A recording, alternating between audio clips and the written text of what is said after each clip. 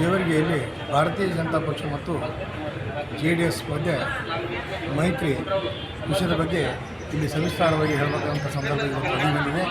ರಾಜ್ಯ ಮಟ್ಟದಲ್ಲಿ ಭಾರತೀಯ ಜನತಾ ಪಕ್ಷ ಮತ್ತು JDS ಮೈತ್ರಿ ಇದ್ದರೂ ಯಾವ JDSನ ಒಬ್ಬ ಅಧಿಕಾರಿ ಮುಖ್ಯಮಂತ್ರಿ ನಮ್ಮ ಕುಮಾರಸ್ವಾಮಿ ಅವರನ್ನು ನಮ್ಮ ಪಕ್ಷ ಅವರಿಗೆ ಮಂತ್ರಿಯನ್ನಾಗಿ ಮಾಡಿದರೂ ಕೂಡ ಆ ಪಕ್ಷದಿಂದ ಭಾರತೀಯ ಜನತಾ ಪಕ್ಷ ಜೇವರ್ಗಿಯಲ್ಲಿ ಪಡ್ತಂತ ಇದೆ.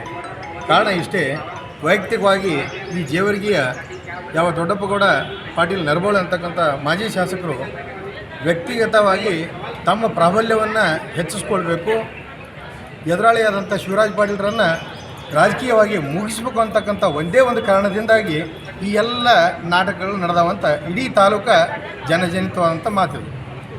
ಇದಕ್ಕೆ ಉದಾಹರಣೆಯಾಗಿ ನಾನು ಹೇಳ್ತಾ ಇದ್ದೀನಿ, ಲೋಕಸಭಾ ಚುನಾವಣೆಯಲ್ಲಿ ನಮ್ಮ ಪಕ್ಷದ ಜೊತೆ ಮೈತ್ರಿ ಇದ್ದರೂ ಕೂಡ ನಮ್ಮ ತಾಲೂಕಾ ಅಧ್ಯಕ್ಷರಾಗಲಿ, ಜಿಲ್ಲಾ ಅಧ್ಯಕ್ಷರಾಗಲಿ, ನಮ್ಮ ಯಾವ ಹಿಂದಿನ ಒಂದು ಚುನಾವಣೆಯಲ್ಲಿ ವಿಧಾನಸಭೆ ಸ್ಪರ್ಧಿಸಿದಂಥ ಶಿವರಾಜ್ ಪಾಟೀಲರು ಮುಕ್ತವಾಗಿ ದೊಡ್ಡಪ್ಪಗೌಡರನ್ನು ಲೋಕಸಭಾ ಚುನಾವಣೆಯಲ್ಲಿ ಆಹ್ವಾನಿಸಿ ಅವ್ರನ್ನ ವೇದಿಕೆ ಮೇಲೆ ಕರೆದು ಅವ್ರನ್ನ ಮಾನ ಸನ್ಮಾನವನ್ನು ನೋಡಿದರೂ ಕೂಡ ಅದೇ ಒಂದು ವಾರದಲ್ಲಿ ಕುಮಾರಸ್ವಾಮಿ ಅವರು ಬಂದಂಥ ಸಂದರ್ಭದೊಳಗೆ ನಮ್ಮದೇ ಅಂಥ ವ್ಯಕ್ತಿಯನ್ನು ಯಾವ ಅಭ್ಯರ್ಥಿಯಾದಂಥ ಶಿವರಾಜ್ ಪಾಟೀಲರಿಗೆ ಅವಮಾನ ಮಾಡಿದ್ರು.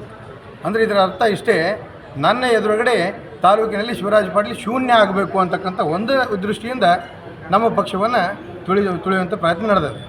ಇನ್ನು ದೊಡ್ಡಪ್ಪಗೌಡರ ಬಗ್ಗೆ ಚರಿತ್ರೆ ಹೇಳಬೇಕಾಗಿತ್ತಂದ್ರೆ ನಮಗೇನು ಹೊಸದಲ್ಲ. ನಾವು ಕೇವಲ 14 ಜನ ಇದ್ದಾಗ ಭಾರತೀಯ ಜನತಾ ಪಕ್ಷ ಕಟ್ಟಿದಂಥ ಒಬ್ಬ ಕಾರ್ಯಕರ್ತ ನಾನು. ನನ್ನ ವೈಯಕ್ತಿಕ ಉದ್ದೇಶ ಹೇಳ್ತೀನಿ ನಾನು, ಯಾವಾಗ ಇವರು JDS KCP ಇಂಥವೆಲ್ಲ ಪಕ್ಷಗಳನ್ನು ಸುತ್ತಾಡಿ ಭಾರತೀಯ ಜನತಾ ಪಕ್ಷ ಬಂದರು, ಸ್ವಯಂ ತಮ್ಮ ಅಧಿಕಾರದಷ್ಟೇ ನೋಡಿದ್ರು ವಿನ ಯಾವ ಕಾರ್ಯಕರ್ತರ ಬಗ್ಗೆ ನೋಡಲಿಲ್ಲ, ಮೇಲೆ ಬರ್ತಕ್ಕಂಥ ಯಾವ ಚುನಾವಣೆ ಬಗ್ಗೆಯೂ ಅವ್ರು ಗಂಭೀರವಾಗಿ ಪರಿಗಣನೆ ಮಾಡಲಿಲ್ಲ. ಅಲ್ಲಿ ಲಾಭದಾಯಕವಂಥ ಕೆಲಸನೇ ತಾವು ಮಾಡಿದ್ರು. ಉದಾಹರಣೆಗೆ MLC ಚುನಾವಣೆ ಒಳಗೆ ಬಿರಾದರವರು ನಿಂತಾಗ ಅವಾಗೂ ಕೂಡ ಕಾಂಗ್ರೆಸ್ ಜೊತೆ ಕೈ ಜೋಡಿಸಿದ್ದು ಕಾರ್ಯಕರ್ತರಿಗೆ ಗೊತ್ತದ. ಉದಾಹರಣೆಗೆ ನಾನು ಹೇಳ್ತೀನಿ, ಆ ಪಂಚಾಯತಿ ಅಧ್ಯಕ್ಷನಾಗಿದ್ದೆ ನಾನು. ನನ್ನ ಜೊತೆ ಇರ್ತಕ್ಕಂಥ 8 ಜನ ಕಾಂಗ್ರೆಸ್ ಕಾರ್ಯಕರ್ತರನ್ನು, ಕಾಂಗ್ರೆಸ್ ಪಂಚಾಯತ್ ಸದಸ್ಯರನ್ನು ನನ್ನ ಆಫೀಸಿಗೆ ಕರ್ಕೊಂಡು ಬಂದು ರಾತ್ರಿ ಹೊತ್ತಿನಲ್ಲಿ ತೋರಿಸಿದೆ ನಾನು. ಇವ್ರು ನಿಮ್ಮ ಪಕ್ಷಕ್ಕೆ ಬರ್ತಾರೆ, MLC ಓಟ್ ಹಾಕ್ತಾರೆ, ಇವ್ರನ್ನ ನಾವು ಮುಂದುವರ್ಸ್ಕೊಂಡು ತೊಗೊಂಡು ನಮ್ಮ ಜೊತೆ ಇರ್ತೀವಿ ಅಂತ ಒಂದು ಮಾತನ್ನು ಹೇಳಲ್ಲ ಅಂದ್ರೆ ಅವ್ರು ಅದರ ಅರ್ಥ ಏನು, ಬಾಳೆ ಅವ್ರು ಎಲ್ಲಾರು ಅಲ್ಲೇ ಹೋಗಿ ಓಟ್ ಹಾಕಲಿ. ಇಂಥವು ನಾವು ನೋಡ್ಕೊತ ಬಂದಿದ್ವಿ. ಮುಂದೆ ಅವೆಲ್ಲ ಪಾಪದ ಕೂಡ ತುಂಬದಾಗ ಇವ್ರಿಗೆ ಪಕ್ಷ ಹೊರಗೆ ಹಾಕ್ತು. ಪಕ್ಷದ ಸಿಂಬಲ್ ಅಂತಕ್ಕಂಥದ್ದು ಶಿವರಾಜ್ ಪಾಟೀಲ್ರ ಕೈವಶವಾಯಿತು. ಅದೇ ಒಂದು ಕಾರಣಕ್ಕಾಗಿ ಇಲ್ಲಿ ಶಿವರಾಜ್ ಪಾಟೀಲ್ ಜೇವರ್ಗಿಯೊಳಗೆ ಶೂನ್ಯ ಆಗಬೇಕು ಅಂತಕ್ಕಂಥ ಕಾರಣಕ್ಕೆ ಈ MP ಚುನಾವಣೆಗಳು ಖರ್ಗೆ ಅವ್ರ ಜೊತೆ ಹೊಂದಾಣಿಕೆ ಆಗಿದ್ದು ಇಡೀ ತಾಲೂಕಿನ ಜನ ಮಾತಾಡ್ತದೆ. ಎಷ್ಟು ಗಡಿಯಲ್ಲಾದರೂ ಏನೆಲ್ಲ ಅವೆಲ್ಲ ನಾನು ಹೇಳೋಂಗಿಲ್ಲ, ಜನನೇ ಮಾತಾಡ್ತದೆ. ಇವತ್ತು ಒಟ್ಟಾರೆ ಏನಿಲ್ಲ, ಕೋತಿ ತಾನು ಬೆಣ್ಣೆಯನ್ನು ತಿಂದು ಬೆಕ್ಕಿನ ಬಾಯಿಗೆ ಒರೆಸುವಂಥ ಪ್ರಯತ್ನ ದೊಡ್ಡಪ್ಪಗೌಡರದ್ದು ನಡೆದದ. ಇದು ತಾಲೂಕು ಜನರಿಗೆ ಗೊತ್ತದ, ಯಾರು ಎಲ್ಲರಿಗೂ ತಿಳಿತದೆ. ಇವತ್ತಿನ ದಿವಸ ಮೀಡಿಯಾ ಭಾಳ ಫಾಸ್ಟ್ ಅದಾವೆ. ಇವತ್ತು ಮೊನ್ನಿನ ಚುನಾವಣೆ ನೋಡ್ರಿ, ಅಕ್ರಮವಾಗಿ ಖರ್ಗೆ ಅವರು ಯಾವ ದೊಡ್ಡಪ್ಪಗೌಡರು ಋಣ ತೀರಿಸಲಿಕ್ಕಾಗಿ ಯಾಕಂತಂದು ತಮ್ಮ ಸಂಸದ ಎಲೆಕ್ಷನ್ದೊಳಗೆ ಅವ್ರಿಗೆ ಹೆಲ್ಪ್ ಮಾಡಿದ್ರು ಅನ್ನೋ ಉದ್ದೇಶಕ್ಕೆ ಇಡೀ ಸರ್ಕಾರವನ್ನು ದುರ್ಬಳಕೆ ಮಾಡಿಕೊಂಡು ಒಬ್ಬ ಅಡಿಷನಲ್ SP ಮುಖಾಂತರ ಮುಂದೆ ಇಟ್ಕೊಂಡು ಬಂದು 2 ಕ್ಯಾಂಡಿಡೇಟನ್ನು ಅಪಹರಣ ಮಾಡ್ತಾರೆ. ಪೊಲೀಸರು ಗುಂಡಾಗಿರಿ ಪ್ರವೃತ್ತಿ ಮೇರ್ಲಿಕ್ಕತ್ತಾರೆ. ಇವತ್ತು ನಮ್ಮ ರಾಜ್ಯ ಬಿಹಾರ ಆಗ್ತಾ ಇದೆ ಅಂತಕ್ಕಂಥದ್ದು ನಮಗೆ ಕಣ್ಣಿಗೆ ಕಾಣಾಗ್ತದೆ. ಇವತ್ತು ನಮ್ಮ ಜಿಲ್ಲೆಯೊಳಗೆ ನೋಡ್ರಿ ನೀವು, ಬೀದರ್ದೊಳಗೆ ಒಬ್ಬ ಕಾಂಟ್ರಾಕ್ಟರ್ ಕೊಲೆ ಆದ.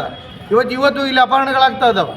ಒಬ್ಬ ಚುನಾವಣೆ ನಡೆಯುವಂಥ ಸಂದರ್ಭದೊಳಗೆ ಎಲ್ಲ ಜನರ ಎದುರಿಗೆ ಮಧ್ಯದೊಳಗೆ ಒಂದು ಕಡೆ ಗೊಂದಲವನ್ನು ಸೃಷ್ಟಿಸಿ ಜಗಳ ಹಚ್ಚಿ ಅವ್ರು ಗುದ್ದಾಡ್ದಂಗೆ ಆಗಿರ್ಬೇಕು, ಈ ಕಡೆ ಪೊಲೀಸರು ಅಪಹರಣ ಮಾಡಬೇಕು, ಆ ಮತದಾನ ಹಕ್ಕನ್ನೇ ಕಿತ್ಕೊಳ್ಬೇಕಂತ ಪ್ರಯತ್ನ ಮಾಡ್ತಾರಂದ್ರೆ ಸರ್ಕಾರದ ಮತ್ತು ಅಧಿಕಾರದ ದುರ್ಬಳಕೆ ಅಂತಕ್ಕಂಥದ್ದು ಎಲ್ಲರಿಗೂ ಗೊತ್ತದ. ಅಲ್ಲಿನ ಜನನೇ ಮಾತಾಡ್ತಿದ್ರು. ಕೆಲವು ವಿಡಿಯೋಗಳು ಹರಿದಾಡ್ದು ನಾನು ನೋಡಿದೆ. ನಾನು ಏನು ಗುಂಡಾಗಿರಿಯಪ್ಪ ಇವ್ರದ್ದು, ನರಬಳಿ ಅವ್ರದ್ದು ಭಾಳ ಗುಂಡಾಗಿರಿ ನಡೀತು ಅಂದರು. ಅದಕ್ಕೆ ನಾನು ಹೇಳ್ತೀನಿ, ಹಿಂದೆ 40 ವರ್ಷದ ಧರ್ಮಸಿಂಗ್ ಆರಿಸಿ ಬಂದಿದ್ದು ಒಂದೇ ಒಂದು ಕಾರಣಕ್ಕೆ, ಬೇರೆ ಯಾರಾದರೂ ಬಂದರೂ ಗುಂಡಾಗಿರಿ ಮಾಡ್ತಾರಕ್ಕಂತಕ್ಕಂಥ ಪ್ರವೃತ್ತಿಗೆ. ಇವತ್ತು ಮುಂದಾದರೂ ಅವ್ರಿಗೆ ಯಾಕೆ ಬರಾಕತ್ತಾರಂದ್ರೆ ಇಂಥ ಹೊಲಸು ಗುಣಗಳನ್ನು ನಾವು ತೋರಿಸೋದ್ರಿಂದ. ಅದಕ್ಕೆ ನಾನು ಹೇಳ್ತೀನಿ, ನಮ್ಮ ಒಂದು ಪಕ್ಷ ನಾವು ಬೆಳೆಸ್ಕೊಂಡು ಒಳ್ಳೆಯ ಒಂದು ಸನ್ಮಾರ್ಗದೊಳಗೆ ಹೋಗಿ ನಾವು ಜನರಿಗೆ ಅಧಿಕಾರ ಕೊಡಬೇಕು, ನಾವು ಬೆಳಿಬೇಕಂತಕ್ಕಂಥ ಮನೋಭಾವ ಶಿವರಾಜ್ ಪಾಟೀಲ್ ಬಳಿ ಇರ್ತಕ್ಕಂಥ ಸೌಮ್ಯತೆ ಅದರ ಜನರಿಗೆ ಅವ್ರಿಗೆ ಎದ್ದು ಕಾಣಾಗ್ತದೆ. ಕೊನೆಯದಾಗಿ ಹೇಳಕ್ಕೆ ಏನೂ ಇಲ್ಲ. ಇವತ್ತ ವರಿಷ್ಠ ಅಧಿಕಾರಿ ಏನು ದುರ್ಬಳಕೆ ಮಾಡಿಕೊಂಡು ನಮ್ಮ ಕ್ಯಾಂಡಿಡೇಟನ್ನು ಅಪಹರಣ ಮಾಡ್ಕೊಂಡಿದ್ರು, ಅವರಿಗೆ ಶಿಕ್ಷೆ ವಿಧಿಸಬೇಕು. ಸರ್ಕಾರ ಅವರಿಗೆ ಸೂಕ್ತ ಕ್ರಮ ಕೈಗೊಂಡು ಮೇಘಣ್ಣವ್ರ ಮೇಲೆ ಶಿಕ್ಷೆ ವಿಧಿಸಬೇಕು. ಮತ್ತು ಈ JDS ಅವರೇನು ಶಿವರಾಜ್ ಪಾಟೀಲ್ ಮೇಲೆ ಗೂಬೆಯನ್ನು ಕುಂದಿಸುವಂಥ ಪ್ರಯತ್ನ ಮಾಡ್ತಾ ಇದ್ದಾರೆ, ಅದನ್ನು ಕೈ ಬಿಡಬೇಕು. ವ್ರತ ಅನ್ಯತಾ ಇನ್ನೊಬ್ಬರ ತೇಜೋವಧೆ ಮಾಡೋದು ಇದು ಸರಿಯಲ್ಲ ಅಂತಕ್ಕಂಥ ಭಾವನೆ ನಾವು ಇಲ್ಲಿ ಸ್ಪಷ್ಟೀಕರಣ ಮಾಡ್ತಾ ಇದ್ದೀವಿ. ಸಮಸ್ಯೆ ಪ್ರವೀಣ್ ಕುಮಾರ್ ಕುಂಟೋಜ್ ಮಠ.